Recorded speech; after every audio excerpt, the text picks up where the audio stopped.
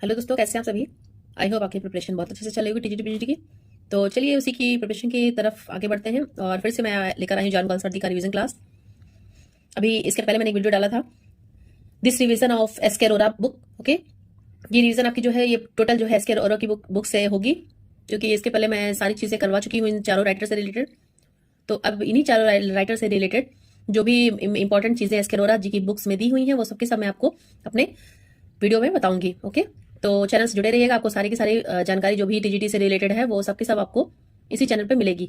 तो चलिए स्टार्ट करते हैं। इसके पहले हमने जॉन गॉल्सवर्दी के date of death and birth के बारे में जाना था, कुछ उनके बारे में फैक्ट्स जाना था, कहाँ से इन्होंने एजुकेशन लिया था, कहाँ से क्या किया था, उनके फादर क्या थे, फादर्स के नेम क्या थे, और कुछ चीज़ें जो उनके बारे में लोगों ने क्रिटिकल कमेंट्स किए थे कुछ ही। तो अब हम देखते हैं इंपॉर्टेंट वर्क्स ऑफ गॉल्सवर्दी, जो गॉल्सवर्दी के इंपॉर्टेंट वर्क्स हैं। तो सबसे पहले हम ब्लेज के बारे में बात कर लेंगे, उनके ब्लेज क्या है, जैसे कि आप देख रहे होंगे स्क्रीन पे। द सिल्वर बॉक्स 1906 में इन्होंने लिखा था। द सिल्वर बॉक्स जो है उनकी पहली फर्स्ट इनका प्ले था, जो कि the silver box. Okay, and next आपका है Joy 1907, next strife 1909, justice 1910, strife justice. ये दोनों बहुत ही इंपॉर्टेंट प्ले हैं इनके, इनसे रिलेटेड बहुत सारे क्वेश्चंस पूछे जाते हैं। आई थिंक मैंने स्ट्राइफ एंड जस्टिस पे मैंने वीडियो भी बनाया है, उसको भी आप देख सकते हैं मेरे चैनल पे जाकर के। Okay, and the little dream 1911, the eldest son 1912, the pigeon 1912, the fugitive 1913, the mob 1914, a bit to love 1915। Okay, the foundations 1917, the skin game, skin game is the most important play. Okay, इनका बहुत important play है skin game. And the family man 1921। अब देखिए 1921 से में जो है इन्होंने बहुत सारे वर्क लिखे जो कि बिल्कुल सीक्वेंस से देखिए है। The family man, the first and the last, the little man, hallmark, defeat, the sun, punch and go. ठीक है, यहाँ तक आपका ये आपका जो है वो 1921 में ही इन्होंने लिखा था। एंड नेक्स्ट आपका देखिए लॉयल्टीज भी बहुत इंपॉर्टेंट प्ले है इनका। 1922 में एंड विंडोज भी 1922 में इन्होंने लिखा। The forest 1924, old English 1924, the show 1925, escape 1926 and exile 1929, the roof 1929। ये आपके सारे के सारे प्लेज हैं गॉल्सवर्दी के, इंपॉर्टेंट प्लेज हैं। ठीक है, जो भी इंपॉर्टेंट चीजें हैं इसके अरोरा की बुक्स में ये सारी की सारी दी हुई है। बहुत सारे क्वेश्चन इस बुक से आते भी हैं, तो अगर आपके पास टाइम नहीं है तो आप अगर इस बुक की भी रिवीजन कर सकते हो तो बहुत ही हेल्पफुल होगा आपके एग्जाम के लिए। ठीक है, तो चलिए अब हम बात करते हैं प्लेस की बात होगी, चलिए पोएट्रीज की बात कर लेते हैं। पोएट्री ज्यादा इन्होंने लिखा नहीं था। मूड्स, सॉन्ग्स एंड डॉगरिल्स जो कि 1912 में इन्होंने लिखा। द बेल्स ऑफ पीस 1921 में, and versus old and new 1926 में। ये इतनी पोएट्रीज इन्होंने लिखी थी अपनी लाइफ में। ठीक है, जॉन गॉल्सवर्दी में। अब चलिए बात करते हैं novels, short stories and essays. ठीक है, फ्रॉम द फोर विंड्स बहुत इंपॉर्टेंट वर्क है इनका 1897 में, जो कि इन्होंने अंडर हिज स्यूडोनिम, अपने स्यूडोनिम के अंडर में लिखा था इन्होंने, जॉन सेंट जॉन। जो कि जॉन सेंट जॉन का मतलब आप जानते हो क्या है? Saint John means son of John. ठीक है, जॉन जो कि जॉन का बेटा है, that is John saint John. Okay, तो ये कुछ वर्क्स हैं जो इन्होंने स्यूडोनिम के साथ लिखा, जैसे क्या from the four winds 1897, Jocelyn 1898, okay, Villa Rubein 1900, a man of Devon 1901। यहाँ तक इन्होंने जॉन सेंट जॉन स्यूडोनिम था इनका, तब उसके अंडर में लिखा था। यहाँ पे इन्होंने ड्रॉप कर दिया था अपना स्यूडोनिम, द आइलैंड फ्रांसिस 1904 में लिखा इन्होंने। The man of property 1906, The Country House 1907, Fraternity 1909,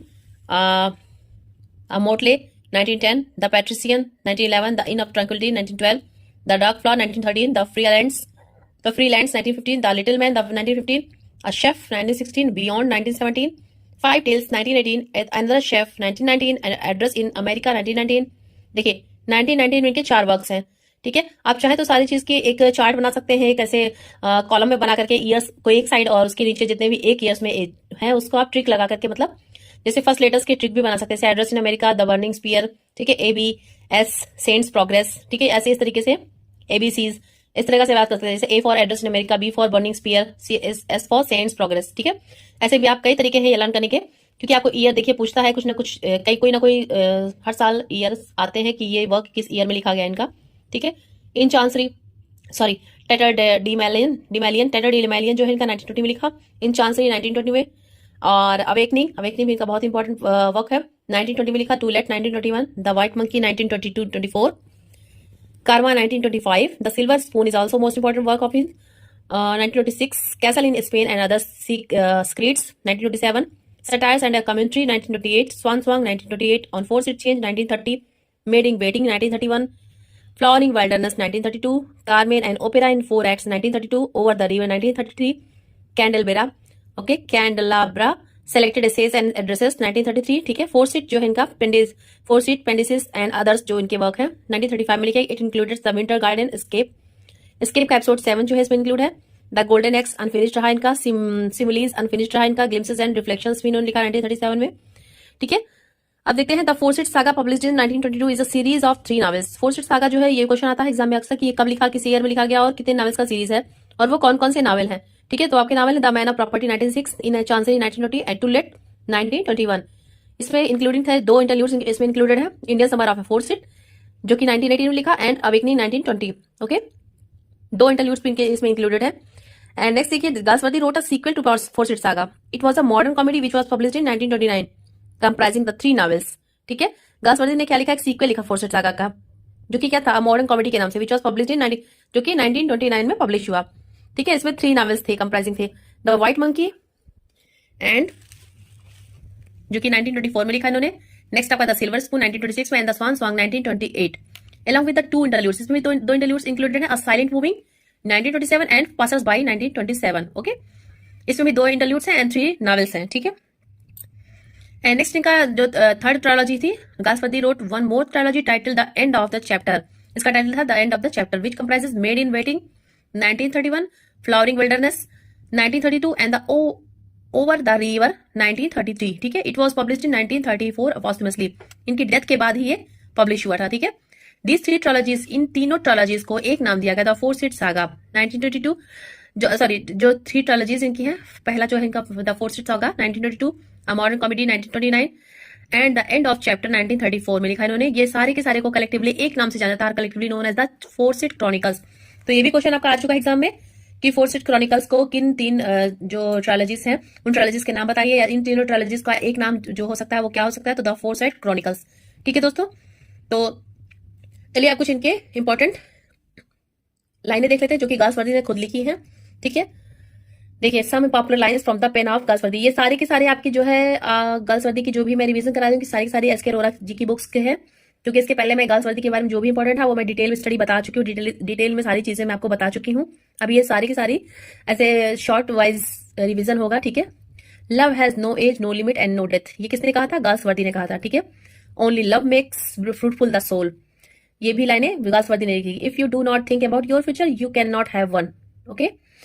religion was nearly dead because there was no longer real belief in future life but something was struggling to take its place. Service, social service, the ends creed, the bees creed, okay. ये लाइनें भी बहुत important लाइनें ये भी उन्होंने लिखी थी। बिगनिंग्स आर ऑलवेज मेसी, जानते हैं किसी भी चीज की बिगनिंग जो हमेशा मेसी होती है। Idealism increases in direct proportion to one's distance from the problem, okay. Idealism increases in direct proportion to one's distance from the problem. Next इनकी लाइन जो है, a man is the sum of his actions, of what he has done, of what he can do, nothing else, ठीक है। ये बहुत अच्छी line इन्होंने बोली, a man is the sum of his action, ठीक है। कोई भी आदमी जो होता है वो जो भी अपने काम करता है उसी का वो परिणाम होता है। what he has done, जो भी उसने किया हो या जो भी वो कर सकता है, nothing else, इसके अलावा और कुछ भी नहीं। headlines twice the size of the events, okay. Life calls the tune we dance, ठीक है। लाइफ कॉल्स द ट्यून्स और वी डांस, हम केवल डांस करते हैं। जिंदगी जो है हमें जिस ट्यून पे नचाना चाहती है वो नचाती है, ठीक है। Idealism increases in direct proportion to one's distance from the problem. I think 2 times ये लाइनें रिपीट हो गई हैं, ठीक है। देखिए अभी आपने यहाँ देखा, idealism increase in direct proportion to one's distance from the problem. तो a man wasn't mean to sit at home, ये लाइनें भी गाल्सवर्दी ने लिखी थी। A man of action forced into a state of thought is unhappy until he can get out of it, ठीक है। A man of action forced into a state of thought, किसी भी व्यक्ति के जो एक्शन होते हैं वो क्या होते हैं, उसकी जो सोचने की जो स्टेट होता है, जो भी स्टेट ऑफ थॉट होता है, वही जो भी सोचता है वही उसको फोर्स करता है कोई भी कार्य करने के लिए, ठीक है। Is unhappy until he can get out of it, जब तक मतलब वो व्यक्ति तब तक अनहैप्पी रहेगा जब तक इससे बाहर ना निकल जाए अपनी थॉट से, स्टेट ऑफ थॉट से। He was afflicted by the thought that where beauty was nothing ever ran quite straight which no doubt was why so many people looked on it as immortal, ठीक है। ये सारी की सारी लाइनें कोई बहुत इंपॉर्टेंट नहीं है, जो इंपॉर्टेंट है वो मैं आपको बता देती हूँ।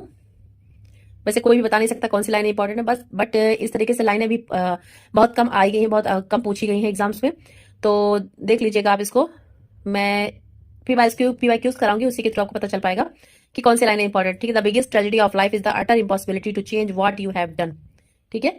जो बिगेस्ट ट्रेजेडी क्या है जीवन की, is utter impossibility to change what you have done. Okay, जो भी आपने किया उसको बदलना ही the biggest tragedy of life, सबसे बड़ी ट्रेजेडी है लाइफ की। ठीक है, नेक्स्ट देखिए लाइनें क्या है। Wishes father thought but they don't breed evidence. मतलब पिता जो सोचते हैं लेकिन वे कुछ इस तरह से एविडेंस नहीं दे पाते हैं। ठीक है, पता नहीं कर पाते हैं कि क्या हम सोच रहे हैं, उसका कोई प्रूफ नहीं दे पाते हैं जो पिता सोचते हैं। ये देखिए इसकी इनकी बहुत अच्छी लाइनें हैं ये।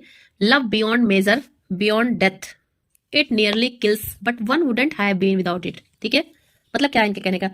लव बियॉन्ड मेजर मतलब हद से ज्यादा जो प्यार होता है, बियॉन्ड डेथ मौत से परे है। ठीक है, यह प्यार जो है वो मौत से परे हो, लगभग मार देता है ये।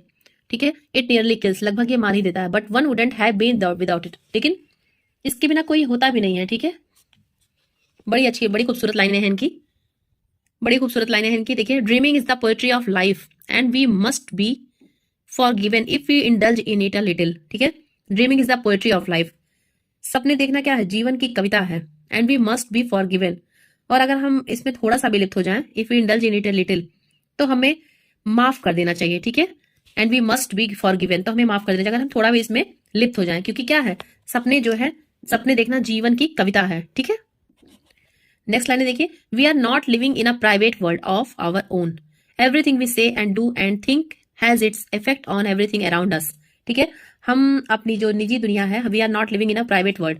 ठीक है, उसमें नहीं रहे हम जो है अपनी प्राइवेट वर्ल्ड में किसी नहीं रह रहे हैं, अपनी किसी निजी दुनिया में नहीं रह रहे हैं। हम जो कुछ भी कहते हैं, everything we say and do, और जो करते हैं, एंड थिंक एंड जो सोचते हैं, उसका जो इफेक्ट होता है, has its effect on everything around अस, उसका जो इफेक्ट होता है, प्रभाव होता है, हमारे आसपास की हर चीज पे पड़ता है। ठीक है, नेक्स्ट इनका देखिए, बहुत ही फेवरेट लाइन है इनकी।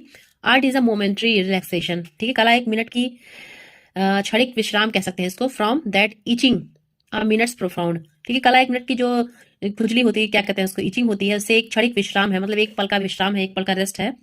And as it was secret enfranchisement. ठीक है, एक सीक्रेट इनफ्रांचिसमेंट मीन्स होता है एक तरह की मुक्ति। ठीक है, तो एक कला जो होती है क्या है, एक जो एक क्षणिक विश्राम होती है, जो एक मिनट की जो गहन खुजली से जो एक आराम मिलता है, एक पल की जो खुजली से जो एक विश्राम का जो पल होता है, वही है कला। कला एक मिनट की गहन खुजली से एक क्षणिक विश्राम है, और जैसे कि क्या कहते हैं इसको, एक सीक्रेट तरीके, एक सीक्रेट इनफ्रांचिसमेंट है, एक सीक्रेट मुक्ति है, मुक्ति थी। ठीक है, इस तरीके का था। आगे देखिए इन्होंने क्या लिखा है। व्हेन मैन इन्वॉल्व पिटी, जब मनुष्य को दया आई, ठीक है, he did a cure thing. ठीक है, तो उसने एक बहुत ही विचित्र बात की।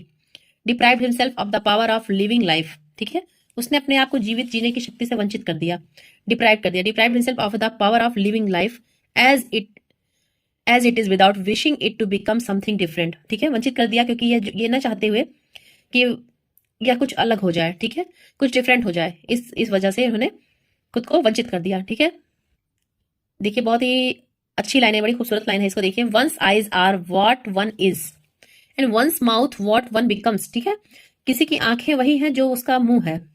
Once eyes are what one is, one's mouth what one becomes.